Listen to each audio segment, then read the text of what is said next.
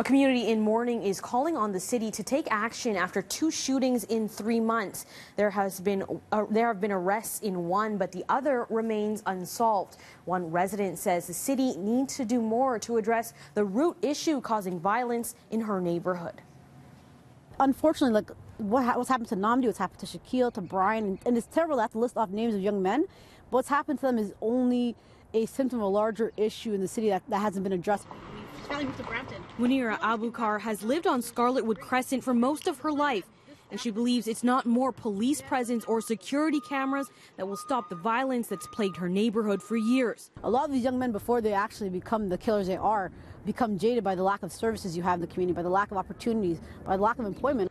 The criminology studies graduate took her concerns straight to Mayor Tory 2 weeks ago when he attended a vigil for the latest man to be killed on her street, Namdi Agba. We need to do more for them in the city. It's not me today, but it's somebody tomorrow. And residents are tired of running out of their houses and doing CPR on people and doing the work for the city. We've just agreed with the members of this community, Councillor Ford and myself, to sit down with them at their earliest convenience. The mayor's office tells City News today he's waiting to hear when community members will be available to meet and what they'd like to see on the agenda.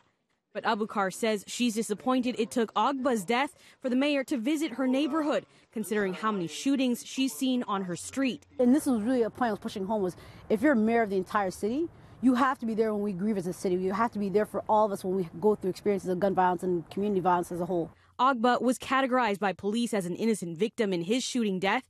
The 26-year-old engineering student did not live in the neighborhood and was shot in the back on his way to his car.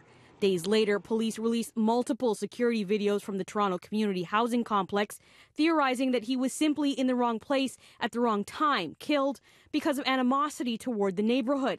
And 2 weeks later, they made arrests in his case. But the same can't be said for Shaquille Wallace's killers.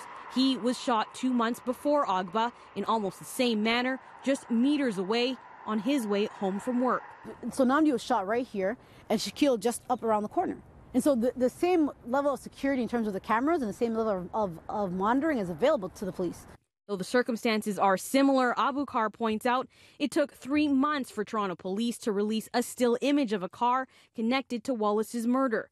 Abukar thinks these cases aren't being handled equally, and the reason she believes is because one victim lives in Scarlettwood and the other does not.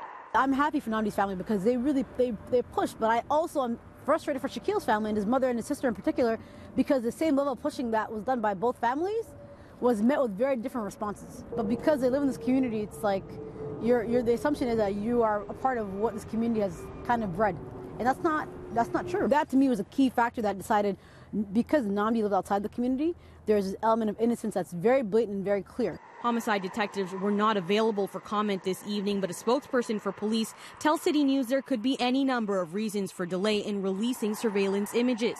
And police have said they have no motive for Shaquille Wallace's murder, and there's no evidence he was involved in crime. I don't know the entire parameters of the investigation. But of course you become jaded, you become cynical. Now, residents have organized a meeting with Toronto Community Housing tomorrow, and Area Councillor Michael Ford, who also committed to talking to the neighborhood at Agba's vigil, tells City News he will be in attendance.